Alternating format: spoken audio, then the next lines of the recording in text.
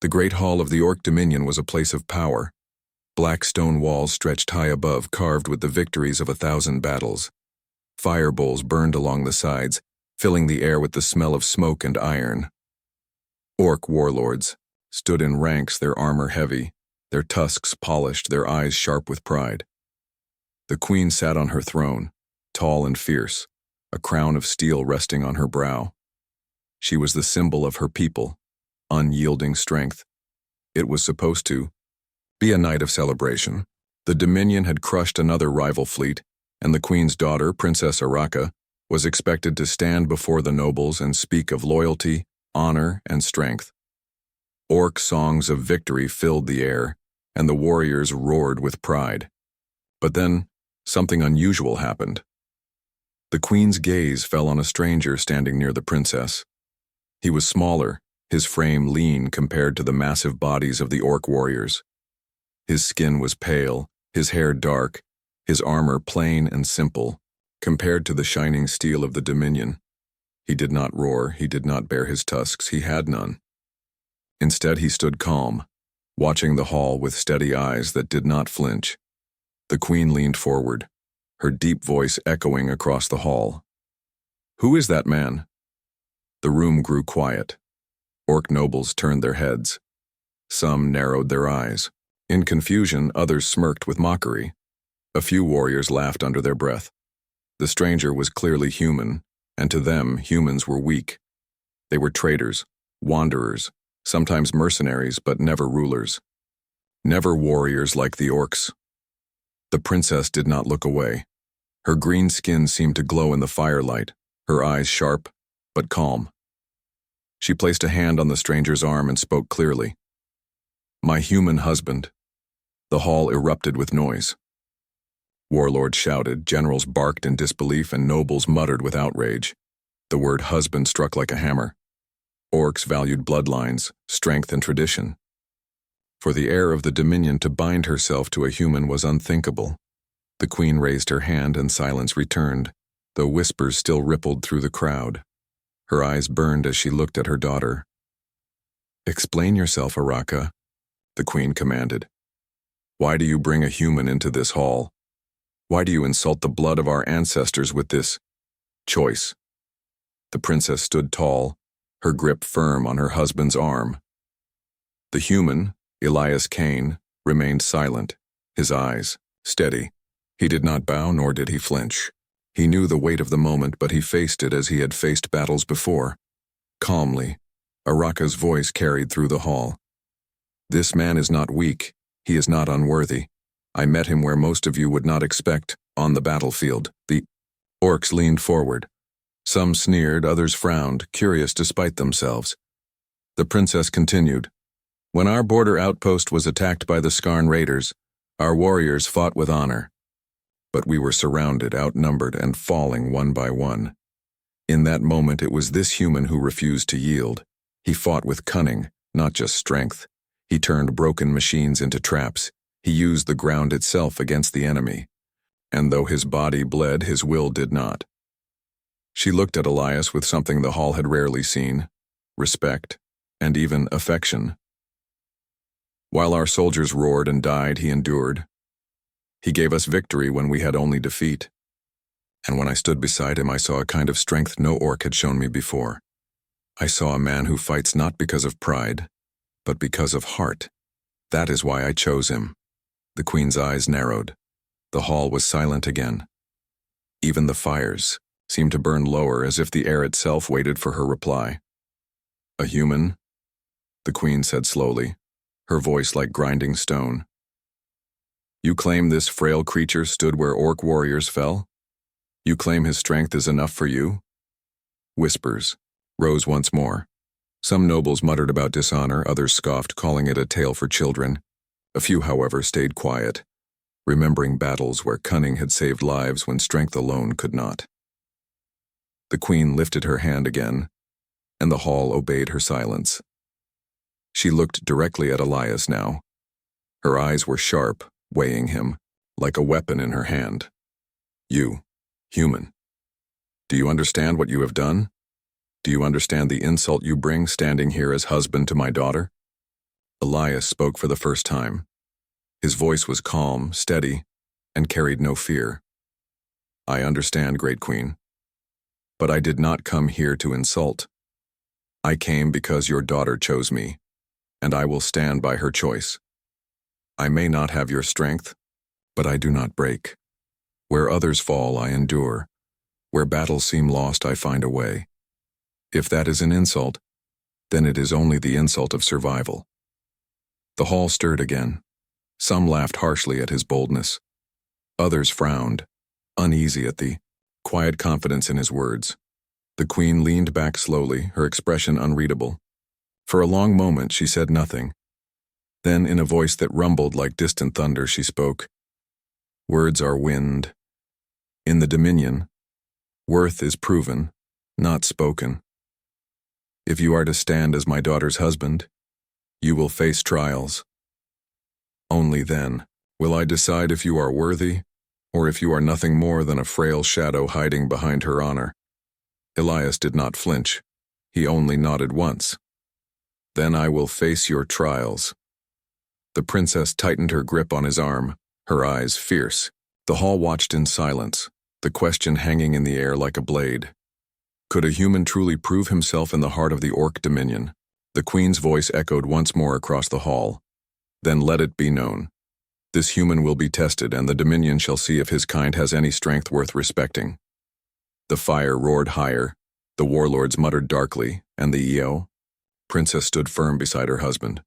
The hall of the Orc Dominion had seen many challengers, but never one like this, and so the question that began as a whisper would echo across the empire. "Who is that man?" The great hall was still buzzing with whispers long after the queen had spoken. The nobles could not believe what they had heard. A human husband for the princess? It was madness to them. Orc tradition was strict. Warriors were bound to warriors. Strength was bound to strength. But Princess Araka stood tall, her hand firm on Elias's arm, and her eyes dared anyone to mock him openly. Later that night, after the court had ended and the warlords had left, the queen summoned her daughter, privately. The throne room was empty now, the fires burning low. Only the queen, the princess, and Elias stood within its heavy walls.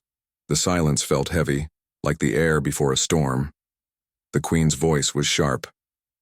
"Araka, I demand the truth. Why have you brought this human here? Why do you call him husband? Do you wish to shame me before the Dominion?" The princess bowed her head slightly, but her voice was strong. "Mother, I do not seek to shame you. I seek to honor something greater than tradition. If you will hear me, I will tell you the truth of how I met him." The queen's eyes narrowed, but she gestured for her daughter to continue. Elias stood silent beside her, saying nothing, letting her words carry the weight. Araka took a deep breath and began. "It was 3 cycles ago during the Skarn raids. You remember when the outpost on the edge of the Vral system sent no word? I was sent with my warband to hold the line. We found the skies burning, the land torn apart, and the Skarn fleet surrounding us. They outnumbered us 5-1. Even our strongest warriors fell in their first strike. I believed we would die there." The queen said nothing, but her face grew dark as she remembered the bloody conflict. The Skarn were merciless raiders, and many Orc warriors had fallen to them. The princess continued, her eyes drifting to Elias as she spoke. "But among the wreckage I found him, a human captain cut off from his fleet, leading a handful of soldiers who refused to run. His name was Elias Kane. His men were broken, their weapons failing, their supplies gone. Yet he still stood, giving orders, shaping broken scraps into weapons, setting traps that made the Skarn bleed for every step." She paused, remembering the moment clearly. He was wounded, his side torn by shrapnel, yet he did not fall. When my warriors scoffed at him, he only nodded and said, "Follow me if you want to live." And we did. The queen's eyes shifted, briefly to Elias, but she said nothing. Araka's voice grew stronger. "Mother, I have fought beside many Orcs. I know their courage, their strength, their fury in battle. But Elias fought with something else. Not rage, not pride. Something colder, sharper. He looked at the battlefield not as a place of death, but as a puzzle to be solved. Where we charged, he waited. Where we struck blindly, he struck with precision. He made us fight smarter, not only harder, and because of that, we survived. The queen let out a low growl. You give high praise to one small man. The princess did not waver. He earned it. When the Scarn pressed us into the canyon, it was Elias who used the rocks above to bury half their force. When our supplies failed, he rationed food so no one starved. When hope was gone, his voice kept us standing. He told us, strength is not only in muscle, it is in endurance. It is in never stopping, even when all seems lost. Her eyes softened for a moment and her hand tightened on his arm. That day I saw a strength that our people do not understand. We Orcs believe only in what the fist can break. But Elias showed me there is another kind of power. The power to think, to endure, to bend without breaking. And when the last of the Scarn fell, it was he who stood tallest, though his body was near collapse. The queen finally spoke, her voice slower now. And that is when you chose him? Araka nodded. Yes. In the days that followed, as we rebuilt the outpost and buried our dead, I saw who he truly. The sun rose over the Orc dominion, casting long shadows across the black stone towers. Word of the princess's human husband had spread across the empire. Whispers followed the courtyards and training grounds. Can a human truly stand among Orc warriors?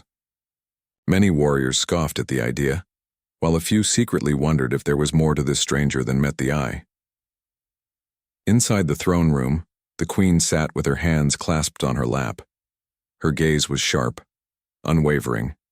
Today she would make a decision that could shake the very foundation of her empire. Araka, she said, her deep voice echoing. Words cannot prove his worth. If this human claims to stand beside you, he must prove himself before the Dominion. Only then will I consider his place here. The princess nodded, her expression firm. Elias remained silent beside her, as calm as ever. The queen continued.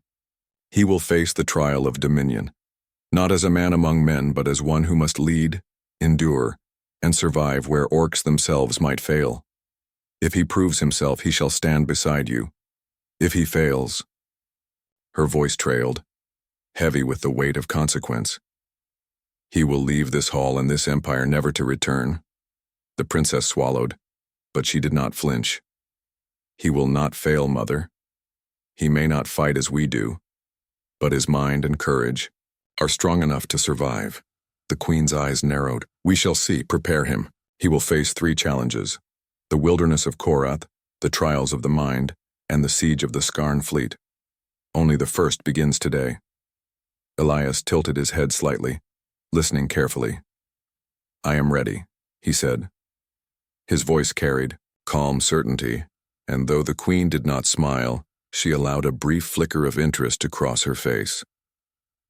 That afternoon, Elias was led to the edge of the Dominion's borderlands, where the wilderness of Korath began.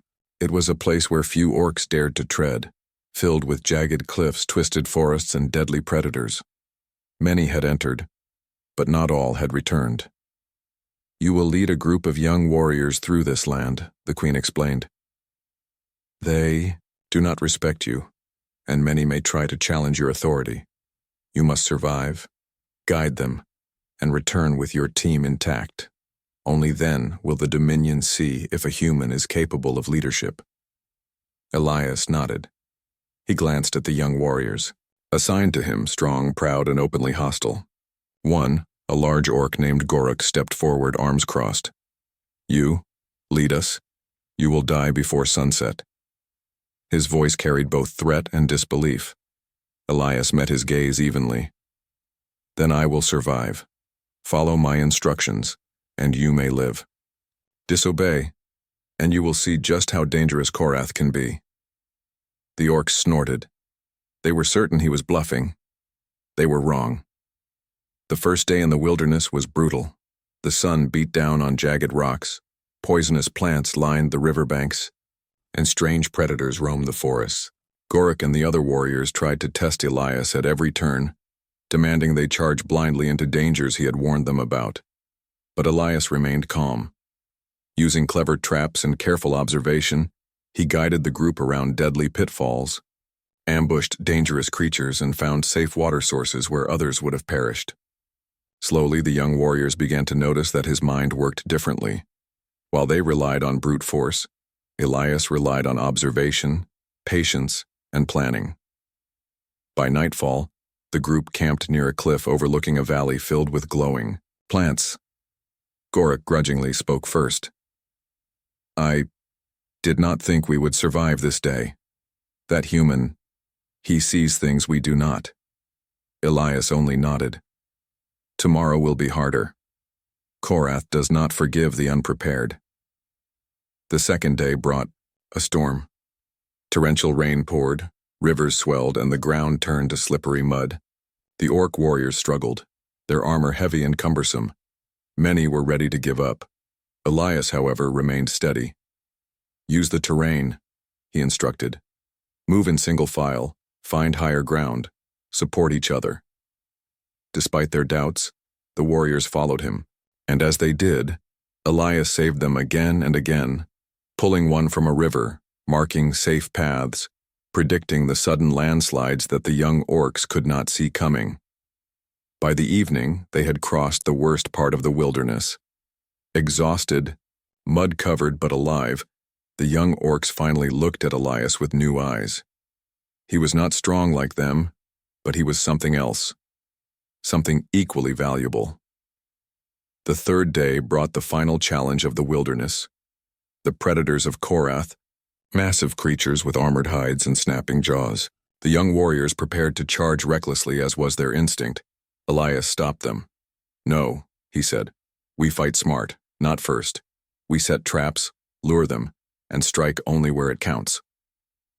The battle was tense. The orcs began to trust his strategies. One by one, the predators were led into traps, disoriented and trapped by clever use of terrain and fire. By nightfall, the warriors had survived again, thanks to Elias. When they returned to the border of the Dominion, bruised but alive, Gorik stepped forward. His voice was quiet, serious. "You are worthy. Not in the way of orcs, but worthy, all the same." Elias nodded once. "Strength is not always what you see. Sometimes it is patience. Sometimes it is endurance. Sometimes it is knowing that no matter how impossible the odds, you do not give up." The news of his success spread quickly. Some nobles refused to believe it, claiming luck. Others began to whisper that perhaps humans were more capable than anyone had imagined. Back in the throne room, the queen listened to the reports. She did not smile, but she acknowledged Elias with a long, slow nod. "He survives the wilderness," she said.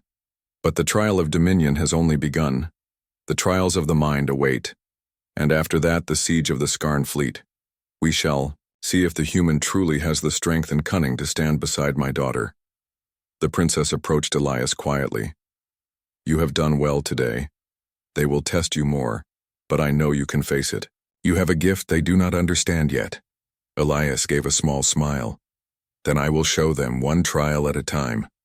Strength is not only in the body, princess. Sometimes it is in the mind, in the choices we make, and the courage to never stop." And, as the sun set over the Dominion, the queen's eyes remained on the horizon. The Empire had never seen a trial like this before, a human leading orcs through impossible dangers. And somewhere in the shadows, the seeds of respect and doubt began to grow among the warriors and nobles alike. The first test was over, but the story of Elias Kane, the human who dared to stand among orcs, was only beginning. The wilderness of Korath had been conquered, but the trials were far from over. Back in the heart of the Orc Dominion, word of Elias Kane's survival had reached every corner. Some orc nobles still murmured about the audacity of a human leading warriors through dangers they would have died in. Others whispered in secret admiration, but the queen remained unmoved. She had more tests in store, tests that would challenge not just his body but his mind, courage, and leadership. The next trial began at dawn. The young warriors who had accompanied Elias through Korath gathered in the training grounds. Their faces were still streaked with mud, but their eyes showed respect for the human who had led them to safety. "You will face the trial of the human," the Queen's voice boomed across the courtyard. "You will enter the maze of Tareth, a labyrinth filled with traps, riddles, and creatures bred to test cunning. You must lead a team of orc and human soldiers through it. Only those who emerge with all members alive will be considered worthy of my daughter's hand." The maze of Tareth was feared across the Dominion. Ancient stone walls twisted impossibly, corridors shifted, and strange echoes confused even the most experienced warriors. Many had entered, few had returned. Now, Elias would face it, not as a man alone, but as a leader. The Queen gestured to the human and orc soldiers assigned to him. Some were skeptical, others openly hostile. One orc, a young warrior named Brack, sneered. "A human leading us? You will die in the first chamber." Elias did not flinch. "Then we will survive together, or none of us will leave. Follow my instructions. Trust me, and you will see the maze can be beaten." The team entered the labyrinth, the heavy stone doors closing behind them with a thundering clang. Darkness swallowed the corridors, broken only by the faint glow of alien crystals embedded in the walls. The first challenge appeared almost immediately. A deep pit stretched across the path, jagged spikes hidden beneath a thin layer of mist. The orcs looked at Elias with doubt. Charging across would mean certain death. Elias studied the environment carefully. He noticed small ledges and a fallen tree trunk that could act as a bridge. "Step carefully," he instructed, "one at a time. Trust me." Slowly, methodically, he guided each warrior across. Some stumbled, some grunted with frustration, but no one fell. The orcs began to notice the precision of his mind, the way he anticipated danger they could not see. As they progressed deeper, the maze grew more treacherous. Hallways split endlessly, false doors led to traps, and eerie sounds echoed from unseen corners. At one point, a massive creature with glowing eyes blocked their path, a predator bred to hunt intruders. Brack charged blindly, as was his instinct, but Elias held him back. "No!" Elias shouted. "Use the shadows. Lead it toward the traps." Using a series of clever maneuvers, Elias baited the creature into a narrow corridor lined with hidden nets. The beast became ensnared and struggled furiously. The team moved past, alive and unharmed. The orcs stared in disbelief. They had expected failure. Instead, they saw the hue. The Dominion had celebrated Elias Kane's success in the maze of Tareth, but the calm was short-lived. Reports arrived that a rival alien empire, the Skarn, had launched a sudden attack on the outer colonies. Their fleet, vast and heavily armed, moved faster than expected. Orc warlords shouted commands, preparing their ships and armies for battle. The princess stood beside Elias on the observation deck of the Dominion's flagship. The orc fleet stretched across the horizon, metal glinting in the sunlight. The Skarn ships advanced, their designs unfamiliar and threatening. Orc generals were tense, shouting orders, yet even their confidence faltered before this technological force. The Queen had summoned Elias. "Human," she said, her voice firm. "You have proven your mind in the maze. Now you will prove whether your kind can lead in war. Command this fleet. Victory or defeat rests on your choices." Elias looked at the orc commanders, many of whom scowled at him. Their pride was hurt. A human leading orc warriors into battle was unheard of. Yet he did not hesitate. "I will lead," he said, "but we must think differently. Strength alone will not win this fight. Strategy and coordination will." The Queen's eyes narrowed. She said nothing further, leaving Elias to prepare the fleet. He began by analyzing the enemy formations. The Skarn had superior numbers and heavy weapons, but their ships moved in predictable patterns. Elias studied the terrain of the nearby asteroid field. He saw an opportunity, a narrow canyon where the Skarn ships could be forced into tight formations, limiting their advantage. The orc commanders grumbled. "The canyon is dangerous. Many ships could be lost before the battle begins," one said. Elias nodded. "Yes, but if we act carefully, we can turn danger into advantage. Trust my plan." As the fleet approached, the Skarn unleashed their first wave of attacks. Explosions rocked the Dominion's ships. Orc warriors panicked, their instincts urging them to charge recklessly. Elias stayed calm. He directed small squadrons to lead the enemy into the canyon while keeping the main fleet hidden. Mines, traps, and clever maneuvers slowed the Skarn advance. The first wave faltered. Several enemy ships were damaged or destroyed by ambushes. The Orc fleet gained confidence, following Elias's commands precisely. They had never fought this way before, and the results were astonishing. Then came the second wave, a massive Skarn dreadnought at the front, bristling with weapons capable of destroying multiple ships at once. The Orc generals panicked. "We cannot face it head-on," one shouted. Elias's mind worked quickly. "We will not face it head-on. Use smaller ships to flank, attack weak points in their formation, and focus on coordination. Divide the enemy and conquer." Orc captains hesitated, but obeyed. The plan unfolded flawlessly. The smaller ships distracted the dreadnought, while the main fleet attacked from behind, striking where the Skarn had left gaps. The dreadnought's shields failed, and it was destroyed in a sudden, coordinated strike. The battle raged for hours. Each move was calculated, each decision deliberate. Elias directed the fleet with calm authority, anticipating enemy maneuvers, using terrain to hide movements, and striking at weaknesses. The Skarn, who relied on brute force and firepower, were confused and unprepared for the human strategies. Meanwhile, the princess observed from the flagship. Her heart raced as she saw her husband commanding warriors who had doubted him moments ago. His calm determination inspired not only her, but the entire fleet. Orcs who had mocked him now followed his orders without question. By nightfall, the Skarn fleet was in retreat. Many ships were destroyed or damaged beyond repair. The Dominion's forces, though battered, had survived, and won. Victory was not the result of brute force alone, but of strategy, intelligence, and courage under pressure.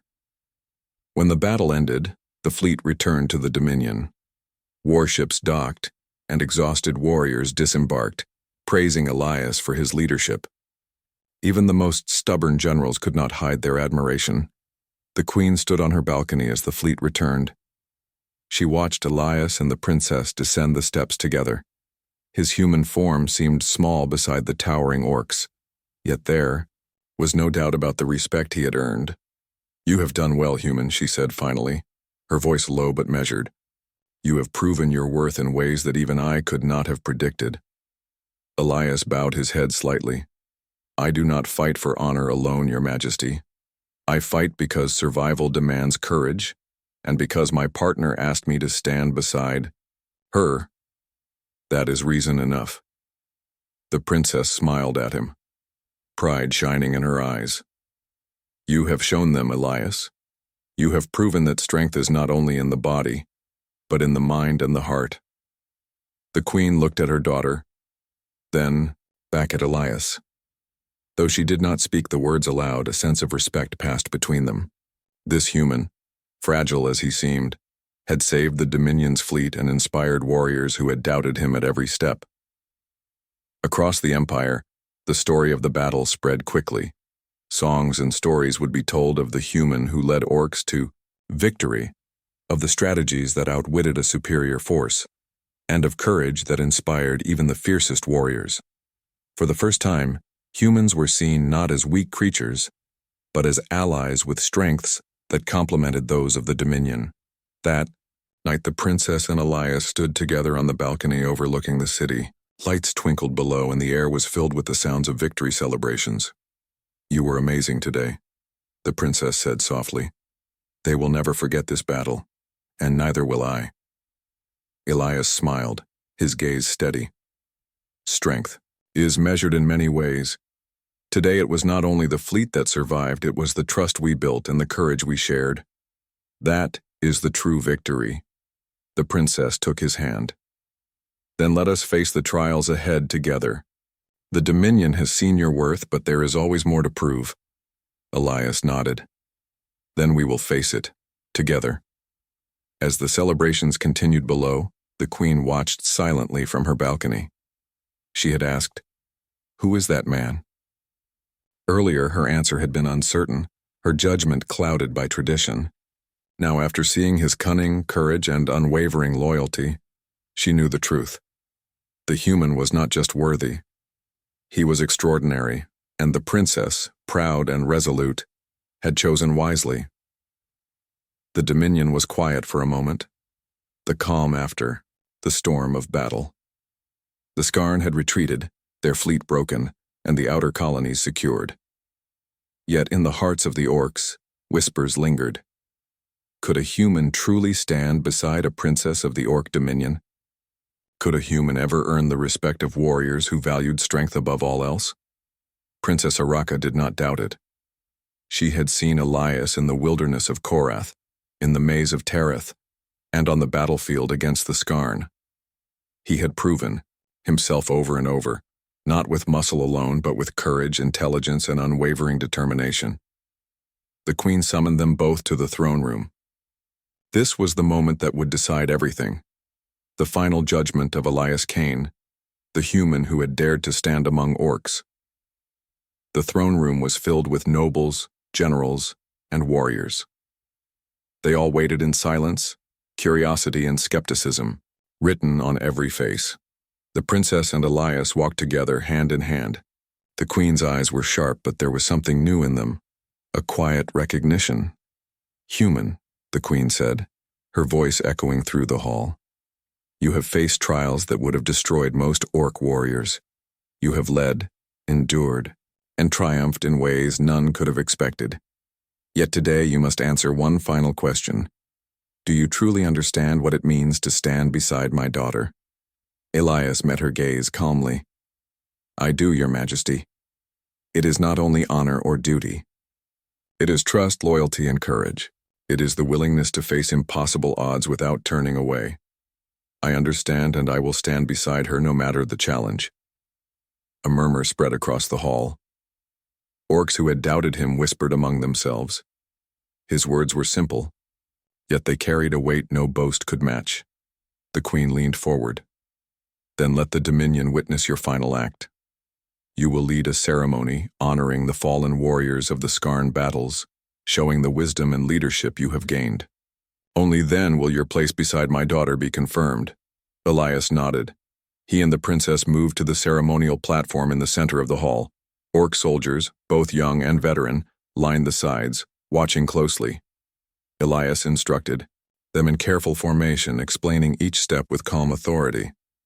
His human logic guided the Orc warriors, ensuring that every movement honored the fallen while maintaining order and discipline. The ceremony was not easy. It required patience, coordination, and precision, qualities that some Orcs found foreign. Yet Elias remained composed, encouraging every warrior, adjusting plans as needed and guiding them through the ritual flawlessly. As the final moments approached, the Queen observed closely. Even she could not deny the clarity, the calm, and the respect Elias had earned. The Orc soldiers performed perfectly under his guidance, their movements precise, their expressions solemn. And when the last part of the ceremony concluded, a silence fell over the hall. The Queen's gaze shifted to her daughter. "Araka, what say you? Has this human proven his worth?" The princess smiled, her eyes shining with pride. "Mother, this man has proven not only his worth but his heart. He has faced trials that would have broken many Orcs, led warriors who doubted him, and brought victory where failure seemed certain. His courage, wisdom, and loyalty make him worthy not only of my